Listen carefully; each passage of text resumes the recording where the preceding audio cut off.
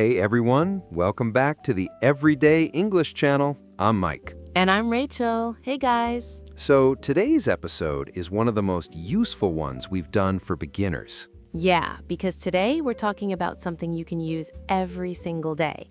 Talking about your day in English. Think about it. How many times a day does someone ask you, "How was your day?" or "What did you do today?" It happens all the time.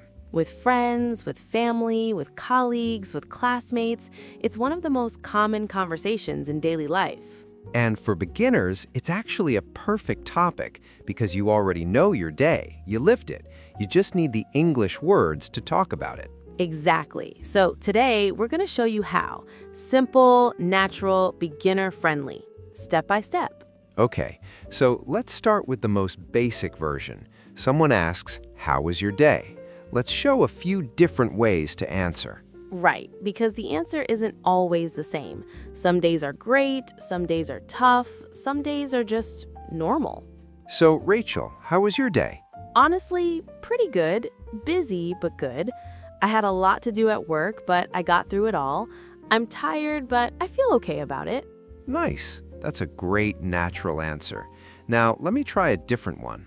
Rachel, how was your day? Go ahead. Not great, to be honest. It was one of those days where everything felt a little harder than it should. Nothing went badly wrong, just a lot of small things that added up. Oh, I know that feeling. And one more. How was your day? Ask me. Mike, how was your day? Actually, really good. Something nice happened at work. One of my students passed an important English exam. I was so happy for her. It made the whole day feel great. Oh, that's lovely. Okay, let's stop there and break those down. So 3 different answers, a normal day, a tough day, and a great day. And each one sounded natural because of one key thing. We gave a reason, not just good or bad. We explained why. Right. Pretty good. Busy, but good. I got through it all. That tells a small story. Key phrases from this section. Pretty good means quite good, reasonably good. Very common casual answer. Got through it means you completed something difficult. You managed it. One of those days. Everyone understands this. It means a day where things felt harder than usual. Added up means small things combined together to create a bigger effect. And notice, for the great day, Mike gave a specific reason, not just it was great. He said why. That makes the conversation interesting. Specific details are always better than general ones, always.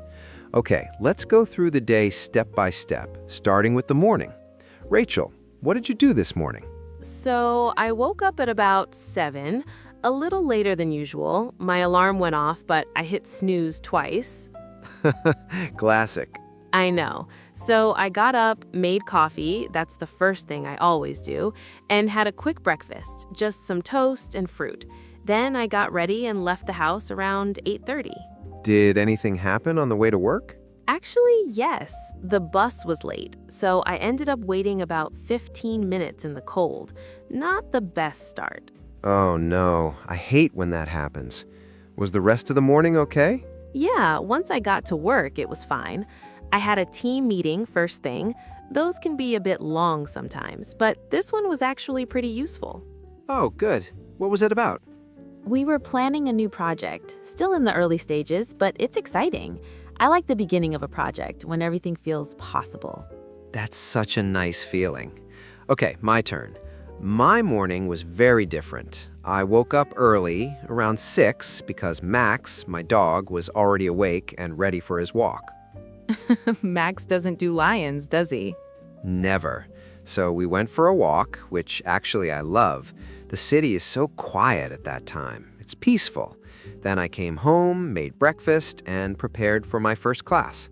What time was your first class? 9 o'clock. And honestly, it was a great class. We were working on conversation skills, the students were really engaged, and it went really well. That's the best feeling when a class goes well. It really is. Okay, let's break this section down. So, talking about your morning, you don't need to mention every single thing, just the main things, what you did and anything that stood out. Key phrases. A little later than usual means not at your normal time, slightly behind. Hit snooze means you press the button on your alarm to get a few more minutes of sleep. Everyone does this. First thing means the first thing you did, right at the start. I had a meeting first thing means it was the first thing in the morning. In the early stages means at the beginning of something, not far along yet. And lie-in means staying in bed later than usual in the morning. A lovely thing when you can get one. These are all very natural, everyday phrases, the kind you hear in real conversation all the time. Okay, the afternoon. Rachel, what did you get up to after lunch? So lunch was nice, actually. I went out with a colleague.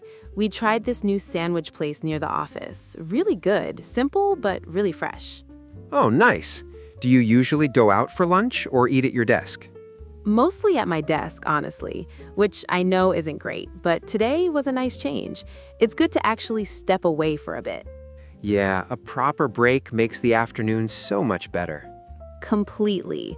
So after lunch, I had a couple of hours of focused work, writing content for a campaign. That kind of work I actually enjoy. Just me, my laptop, and good music in my headphones. That sounds like a good afternoon. Any problems? One small thing. My computer was running really slowly. Super frustrating when you're trying to concentrate. IT fixed it eventually, but it cost me about an hour. Oh, I hate that. Technology is great until it isn't. Exactly. What about your afternoon? Pretty good. I had 2 more classes back to back, one at 11 and one at 2. Both went well. Then I had some planning to do, preparing lessons for tomorrow. That part is less exciting, but it's important. Do you enjoy the planning side of teaching? Sometimes, when I have a good idea for a lesson, it's actually fun to put together. But on tired days, it can feel like a lot. That makes sense.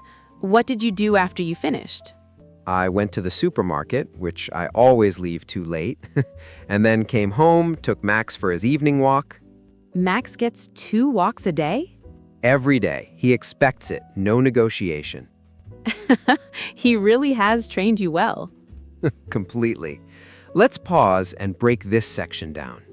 So, talking about your afternoon, same idea. Main activities, anything that went well or badly, small details that make it feel real. Key phrases: step away means take a break from your work, physically move away from it. Focused work means concentrated, uninterrupted work, the kind where you're really in it. Back to back means one right after the other with no gap in between. 2 classes back to back. Running slowly, used for computers or technology that isn't working at full speed. And leave too late means you delayed doing something until it was inconvenient. Very relatable. Very. And notice the humor throughout this section. He's trained you well. Light, friendly humor makes conversation warm and enjoyable. Don't be afraid to be a little funny. It makes the conversation feel easy. Okay, the evening. What do you usually do in the evenings, Rachel? It depends on the day. On weeknights, I try to keep it pretty relaxed. I usually cook dinner. Nothing complicated, something simple and quick. What did you make last night? Pasta, with vegetables and olive oil. Ready in about 15 minutes. My go-to when I'm tired. That sounds perfect, actually. Simple and satisfying. Exactly. Then I watched an episode of a show I'm watching at the moment. Just one. I'm trying not to stay up too late. That's very disciplined. I always say 1 episode and then watch 3. I've been there, but I've been trying to sleep better lately, so I'm being strict with myself. After the show, I read for a bit and then went to sleep around 10:30. That's a really healthy evening routine. I'm trying. What about you? How do you usually spend your evenings? Pretty similarly, honestly. After Max's walk, I cook something. I'm not a great cook, but I enjoy it. Last night I made stir fry. It was okay. Not my best work. Honest answer. Then I read for a while. I'm in the middle of a really good book right now, so it's hard to put down. I stayed up a little later than I should have because of it. Oh, I know that feeling, when the book is too good to stop. Exactly. I kept thinking, just 1 more chapter, And then it was midnight. The classic book trap. Every time. Okay, let's break this section down. Evenings are a great topic because everyone has one, and the vocabulary is simple. Key phrases. Go to means your default choice, the thing you always choose when you need something reliable. My go-to dinner, the meal you always make. Stay up late means go to bed later than usual. I'm trying not to stay up too late. In the middle of means you've started something but haven't finished it yet. I'm in the middle of a really good book. Hard to put down. Used for a book or show that is so good you don't want to stop. Really common expression. And just one more chapter. Everyone who reads knows this feeling. A very relatable, very human moment. Relatable moments connect people. Don't be afraid to share them. Okay, this is really important. Talking about your day is one skill, but asking about someone else's day and responding naturally, that's just as important. Right, because a good conversation goes both ways. You talk about yourself and you show interest in the other person. So let's show some natural ways to ask and respond. Rachel, ask me about my day, but use different questions, not just how was your day. Okay, so Mike, what was the best part of your day? Oh, good question. Definitely the morning walk with Max. Just quiet and peaceful. Started everything well. That's nice. Was there anything that didn't go so well? One of my afternoon classes was a little flat. The students seemed tired, maybe the weather. It happens sometimes. You can't win every class. That's true. Did anything surprise you today? Actually, yes. A student I hadn't heard from in months sent me a message saying she got a new job because of her English. That was a really lovely surprise. Oh, that's so nice. That must have felt really good. It really did. Those moments remind you why the work matters. Absolutely. Okay, one more. What are you looking forward to tomorrow? I have a new student starting tomorrow. First lesson always has a nice energy. And I finish early, so I'm planning a longer walk with Max in the afternoon. That sounds like a good day ahead. I think so. What about you? What are you looking forward to tomorrow? Friday! End of the week. I'm having dinner with a friend in the evening, which I'm really excited about. And the morning should be quiet at work. No meetings, just focused work. Perfect. Let's break this section down. So instead of always saying, "How was your day?" here are 4 great alternative questions. What was the best part of your day? This invites a positive, specific answer. Was there anything that didn't go so well? A gentle way to ask about difficulties. Not what went wrong, softer than that. Did anything surprise you today? A fun question. It invites an interesting story. What are you looking forward to tomorrow? This ends the conversation on a positive, forward-looking note. These 4 questions make you sound like a genuinely interested, thoughtful person. And people love being asked good questions. It makes them feel valued. Key phrase, you can't win every class, or you can't win every day, means it's okay when things don't go perfectly. A very natural, accepting phrase. And looking forward to means you're excited or happy about something coming up. Very common in everyday English. Okay, before we finish, let's quickly go through all the key phrases from today. For saying how your day was, pretty good, not bad, really good actually, honestly not great, one of those days.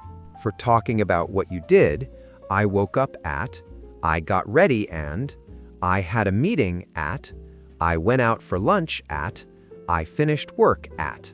For problems or difficulties, the bus was late. My computer was running slowly. It cost me some time. Nothing went badly wrong, but... For good moments, something nice happened. It went really well. That made my day. I was really happy about it. For evenings, I cooked dinner. I watched an episode of... I stayed up a little later than I should have.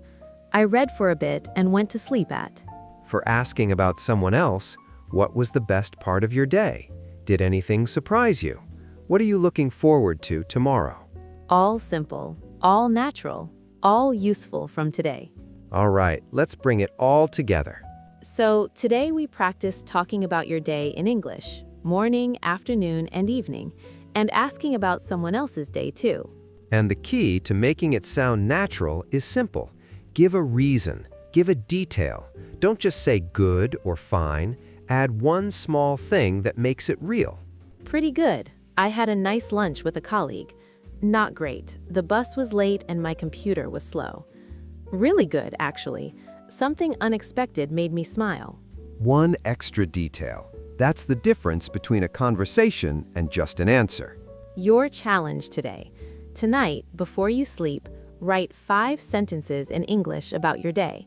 Morning, afternoon, evening, one good moment, one small difficulty. 5 sentences, that's all, and say them out loud. Do that every day for 1 week and watch how quickly your English feels more natural. Small practice every day is worth more than big practice once a week, always. You've got this. We really mean that. That's it for today, everyone. Thank you so much for watching.